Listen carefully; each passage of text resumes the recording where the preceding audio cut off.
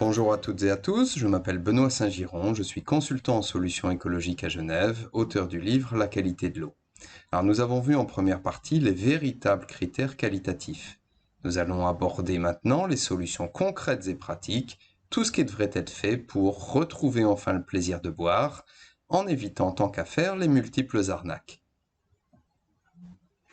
Cette conférence appuie toujours sur les données du livre et des 2 sites internet. Elle continue à être illustrée par des extraits du reportage Water, le pouvoir secret de l'eau, remerciements aux éditions Jupiter. À nouveau, n'hésitez pas à m'adresser toutes vos questions, elles feront l'objet d'autres vidéos. Une deuxième partie donc sur les solutions pour une eau au naturel, sans plastique et sans risque. Après avoir pris comme référence la meilleure eau possible, nous expliquerons les 2 étapes indispensables, puis verrons quelques solutions, fonction de votre configuration et budget. C'est parti! Comment donc, à partir de l'eau du robinet, potable, peu coûteuse et disponible partout, obtenir une eau de qualité énergétique équivalente à une eau de source de montagne? Comment limiter enfin le plastique et presque sauver la planète? Comment à partir de ceci obtenir cela? Pas mal de rouge et une note négative d'un côté, que du vert et la note maximale de l'autre. L'eau de source à la source est la référence qualitative, celle à laquelle nous pensons lorsque nous fantasmons sur la perfection. Sans polluants, faiblement minéralisés ou avec de l'énergie à revendre, rappelons que l'énergie de base est la richesse en protons et en électrons, cette eau est très appréciée par notre organisme qui en redemande en général un deuxième verre. Le problème est que ce type d'eau a toujours été rare, et ce qui est rare a tendance à vite être commercialisé, y compris dans des bouteilles plastiques où elle perd alors rapidement son énergie. Les valeurs que l'on trouve inscrites sur les bouteilles font référence à l'énergie de la source, jamais à celle qui reste après l'embouteillage, le transport et le stockage. En plastique, la note passerait ainsi à 0. Mieux vaut donc, comme nous le disions, travailler à partir de l'eau du robinet. 2 étapes sont indispensables afin de retrouver une qualité d'eau biocompatible, c'est-à-dire adaptée aux besoins de l'organisme. La première étape est la filtration avec 2 grandes familles de filtres. D'un côté, le charbon actif, peu coûteux et connu depuis la nuit des temps. On le retrouve sous forme de granules dans les fameuses carafes filtrantes ou en bloc dans des dispositifs plus ou moins perfectionnés pour robinet ou arrivée d'eau principale de toute la maison. Cette approche a en effet le mérite de ne pas gaspiller d'eau. Et puis nous avons l'osmose inverse, seule technologie capable d'enlever quasiment tous les polluants et minéraux. Le processus induit par contre un gaspillage d'eau, une perte énorme de pression et la sensation de se retrouver avec une eau un peu artificielle. À ce stade, il est intéressant de noter la différence de discours sur l'intérêt des minéraux des eaux, selon que le vendeur propose ou non l'osmose inverse. Rappelons que nous sommes hétérotrophes et assimilons mal les minéraux des eaux. D'un autre côté, nous ne devrions pas boire non plus une eau trop vide, ce qui exclut le distillateur. Un minimum de minéraux est en effet requis pour réussir la seconde étape. Plutôt que de polémiquer sur les minéraux, il vaudrait mieux se pencher sur la problématique du réservoir. La première étape de la filtration a en effet supprimé le chlore, et une eau stagnante sans chlore à température ambiante induit forcément des bactéries. Alors évidemment, nous hébergeons déjà quelques 38 000 milliards de bactéries au dernier recensement, et pas mal de virus aussi pour faire bonne mesure, mais il y aurait tout de même une incohérence à en retrouver après un filtre, alors que nous n'en avions pas avant. Il est évidemment possible de stocker la carafe filtrante vide au réfrigérateur, mais cela sera sensiblement plus compliqué avec une fontaine. Bref, méfiance avec les gros bacs n'intégrant pas la seconde étape, surtout lorsque leur marketing est excessif. Je pense là spécifiquement à une fontaine américaine. La deuxième étape est la dynamisation ou restructuration de l'eau, avec ici une question de bon sens. Quelle eau préféreriez-vous boire ? Une eau totalement déstructurée ou bien vitalisée? L'intérêt de la dynamisation est multiple. Avec de l'énergie, l'eau peut déjà se défendre beaucoup plus facilement contre les bactéries et donc mieux se conserver. La restructuration de l'eau va également lui permettre de dépasser l'information polluant, ce que ne permet pas forcément la filtration. Alors nous voyons ici en arrière-plan le principe de la dilution de l'homéopathie, avec à chaque fois une dynamisation ou succussion destinée à imprégner l'information dans la structure même de l'eau. Le château d'eau bardé d'antennes relais illustre quant à lui la problématique des informations électromagnétiques communiquées à l'eau que les filtres de base ne sont pas en mesure d'éliminer. Globalement, la dynamisation va modifier la structure de l'eau jusqu'à, pour les meilleurs systèmes, lui faire retrouver l'énergie d'une autre source de montagne, beaucoup plus douce et agréable à boire. Alors il existe une pléthore de techniques de dynamisation, mais toutes ne fonctionnent évidemment pas aussi bien. Toutes vont par contre modifier nécessairement la structure de l'eau, qui, rappelons-le, changerait de structure 1000 milliards de fois par seconde. Obtenir une eau plus douce et agréable n'est donc pas très compliqué et ne signifie pas nécessairement que le dispositif soit le plus performant. Parmi toutes ces approches, lesquelles sont selon vous les plus efficaces? Tentative de réponse avec un extrait du film Water. Nous avons réalisé de nombreuses expériences en exposant des échantillons d'eau à diverses influences, diverses forces, telles que des champs magnétiques ou électrostatiques, diverses substances, ou encore à des émotions humaines. Il est alors apparu clairement que ce sont les émotions humaines, positives ou négatives, qui représentent la plus importante de toutes les influences. Dans le laboratoire du professeur Karatov, des expériences ont été menées sur l'influence des émotions humaines sur l'eau. Un groupe de personnes devait projeter vers un récipient d'eau des émotions positives en se concentrant sur l'amour, la tendresse ou l'affection. Ensuite, on a remplacé les récipients et on leur a demandé de se concentrer sur des émotions négatives, telles que la peur, la rancune ou la haine. Après cela, on a analysé l'eau contenue dans les deux échantillons. Et en effet, l'eau s'est modifiée selon le type d'émotion.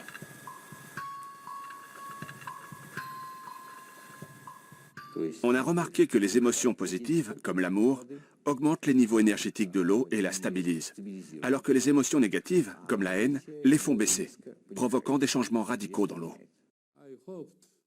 J'espère pouvoir montrer à tout le monde que l'eau a une mémoire. Dans le laboratoire du Dr Emoto, on analyse des échantillons d'eau soumis à diverses influences extérieures.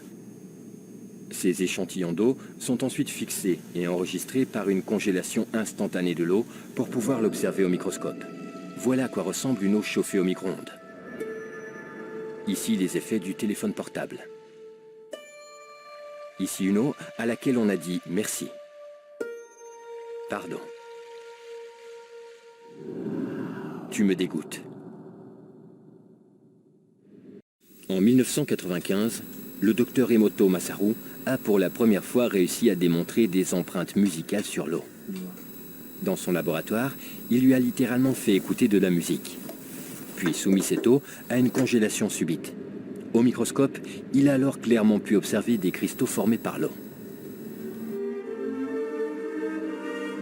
La musique de Bach ressemble à ceci. C'est l'arie en sol de Bach.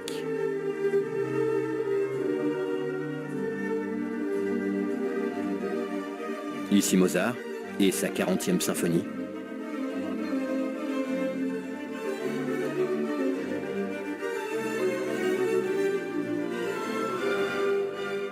Beethoven, symphonie numéro 7.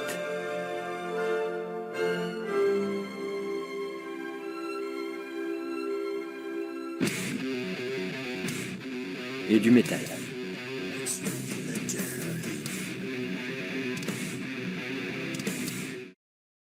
Alors, l'idéal est évidemment de combiner les approches et vous avez là 3 exemples de dispositifs assez complets dont le biodynamiseur et ses 21 principes de dynamisation, record à battre. Le choix d'un système plutôt que d'un autre requiert d'avoir un minimum de choix et de recul. On ne propose pas la même chose pour une maison sur l'arrivée d'eau principale ou pour un appartement où l'on équipe alors généralement un point d'eau unique en cuisine. Comment donc s'y retrouver ? L'idéal serait de pouvoir tester les différents systèmes entre eux. Alors j'ai eu la chance de réaliser cette comparaison dans le cadre de notre arcade Les 8 fondamentaux à Genève. Avec plusieurs centaines de visiteurs, j'en ai tiré les constatations suivantes. 9 personnes sur 10 ont noté une belle différence entre l'eau du robinet et la même eau dynamisée, quelle que soit la technique proposée, sachant que j'avais tout de même déjà effectué une rigoureuse sélection. Entre parenthèses, une différence a également été perçue avec la bière houblonde, première bière belge à l'eau dynamisée. Côté sensation sur la peau, quasiment tout le monde a noté la douceur de l'eau obtenue par la douche géothermale. Plus troublant, 8 personnes sur 10 ont préféré l'eau du système intégral à l'eau osmosée et dynamisée présentant pourtant de meilleurs paramètres physico-chimiques. L'énergie la plus forte a quant à elle été obtenue et perçue avec l'eau hydrogénée très antioxydante, mais il s'agit alors d'une eau thérapeutique et non de consommation courante. Quand il n'y a pas possibilité de comparer, nous pourrions être tentés par les tests et les mesures scientifiques. Alors nous avons déjà vu en première partie les critères de la bioélectronique de Vincent, mais ces paramètres de base ne sont pas toujours capables de mesurer l'énergie subtile liée à la restructuration de l'eau. Place donc plutôt à des tests biologiques. Bioscope, bioluminescence, caméra électrophotonique, photokirlian, sans oublier la fameuse cristallisation de l'eau. Quelques exemples de tests biologiques en images. L'équipe de recherche du professeur Korotkov a mis au point un appareil permettant de mesurer l'énergie contenue dans l'eau. Il a été conçu sur la base de l'effet Kirlian. Toute substance placée dans un fort champ électromagnétique émet un halo lumineux. Plus l'énergie d'un objet est forte, plus sa luminescence est vive. L'eau du Venezuela va être comparée avec de l'eau potable du robinet. On peut dire que cette eau du Venezuela n'est pas 2 ou 3 fois, mais 40 000 fois plus active. Bref, nous sommes en présence de 2 liquides fondamentalement différents. Cette eau a une forte influence sur tout l'organisme, sur tout le système nerveux. Ce qui expliquerait pourquoi là-bas, où nous étions, les populations indiennes, malgré leur dénuement, vivent très vieux, sont si épanouies, et qu'ils refusent en bloc l'arrivée de la civilisation. Comment l'eau structurée va-t-elle influencer le sang humain? Un médecin prélève un peu de sang à cette patiente. Grâce à une simple goutte d'hémoglobine et un microscope, il peut savoir dans quel état se trouve son organisme. Ce sont des globules rouges. Ils se sont agglomérés car ils ont perdu leur charge électrique. Ils se sont empilés comme une pile de monnaie, en cycle décadent. On observe ici un amas de symplastes. Les symplastes sont une des 3 voies de transport radial de l'eau dans les tissus. Concentrés, ils sont liés aux arrêts cardiaques, à l'arthrite, aux maladies des poumons et à d'autres pathologies qui pourraient sévir à l'avenir. Le médecin propose à la patiente de boire un peu d'eau structurée. Après 12 minutes, le médecin analyse de nouveau son sang. Comme vous le voyez, les cellules sont mobiles et devenues lisses. Elles ont récupéré leur charge électrique et peuvent ainsi assurer le transport sans perturbation de l'oxygène dans le sang. Du coup, le pH du sang s'est également normalisé. Je suis simplement étonnée de voir ce qu'une simple prise d'eau peut faire.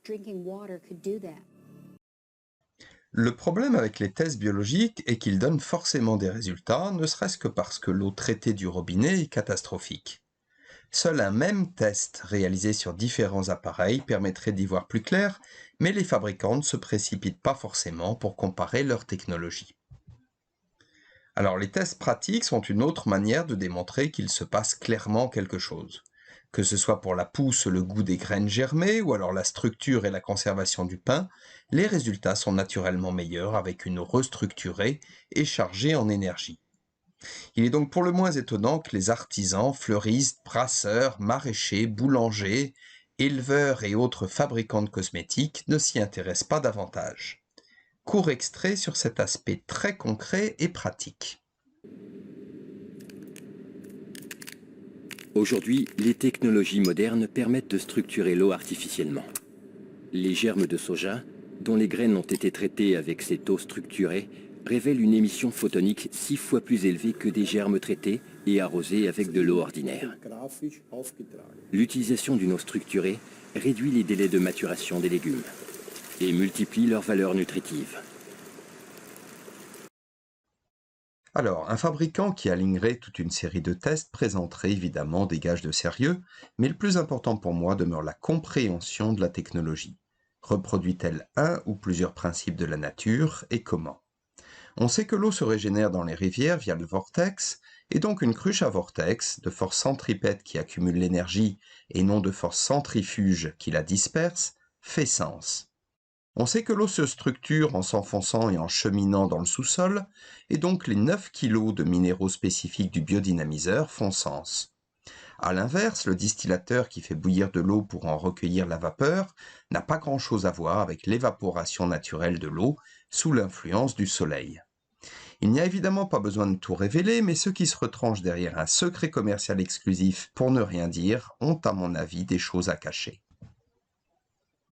La nature par contre ne ment pas, et l'on y retrouve ainsi partout ce fameux vortex, l'un des principes de base de la restructuration et de l'énergie de l'eau. Alors, nous allons voir maintenant quelques solutions, sachant que les combinaisons possibles sont évidemment bien plus nombreuses. À nouveau, il est intéressant de disposer d'un minimum de choix. Commençons par la solution budget, où l'on retrouve bien les 2 étapes de la filtration et de la dynamisation, avec une extension dans la salle de bain pour le respect de la peau.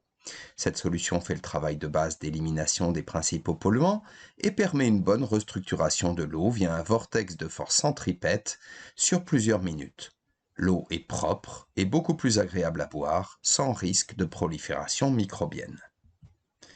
Nous voici maintenant avec l'osmose inverse pour une purification en profondeur, l'élimination d'une bonne partie des minéraux et la possibilité d'accéder ensuite à de l'eau thérapeutique aux propriétés spécifiques, soit hydrogène pour une eau très antioxydante sans alcalinité supplémentaire, soit olidine pour une dynamisation violet et une bonne vingtaine d'oligo-éléments. On constate que la note finale est la même que dans la solution précédente, mais les résultats critère par critère sont assez différents et il n'y a pas de douche. Et nous voici rendus à la meilleure note du classement avec la combinaison biofiltre plus biodynamiseur. Alors, il faut une arrivée d'eau principale pour l'installer, mais on est ensuite tranquille avec de l'eau énergétiquement optimisée sur l'ensemble des robinets, aucun gaspillage et une gestion intelligente du calcaire permettant de remplacer le catastrophique adoucisseur à sodium. Le budget est conséquent à plusieurs milliers d'euros, mais il est sans commune mesure avec les autres systèmes lorsque le coût est rapporté au litre d'eau biocompatible obtenu. À nouveau, il existe bien d'autres possibilités, il est donc toujours conseillé d'avoir une petite discussion afin de bien cerner les besoins. D'ores et déjà, comment détecter les arnaques de l'eau ? Alors nous avons déjà vu pourquoi il ne fallait pas parler d'eau pure, d'eau alcaline, de calcaire ou de l'importance des minéraux. Nous y ajoutons l'absence d'explication, le marketing agressif avec par exemple une promotion de dernière minute, ou encore les commentaires emphatiques promettant monts et merveilles, notamment en matière de santé.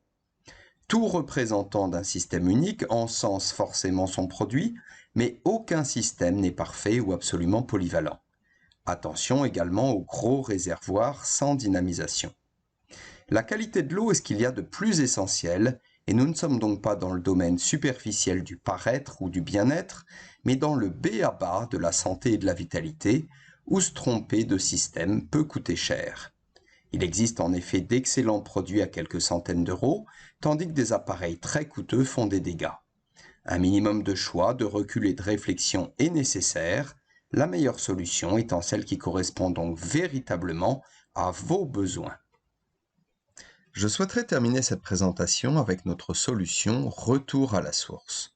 L'idée est d'utiliser la technologie intégrale biofiltre et biodynamiseur afin de créer des sources d'eau biocompatibles, notamment dans des magasins bio. Après avoir acheté une bouteille en verre estampillée au nom de la source, le remplissage devient alors gratuit et illimité.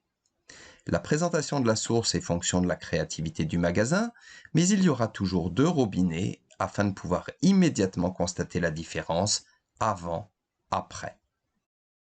Constatant en bouche l'énergie de l'eau, il sera possible de limiter sensiblement nos besoins en bouteilles plastiques. Et la perspective sera pour le coup beaucoup plus réjouissante. Voilà, je vous remercie pour votre intérêt. À nouveau, si vous avez la moindre question, n'hésitez pas à me contacter. Et si la vidéo vous a plu, à la faire circuler. Merci d'avance pour votre soutien et à bientôt.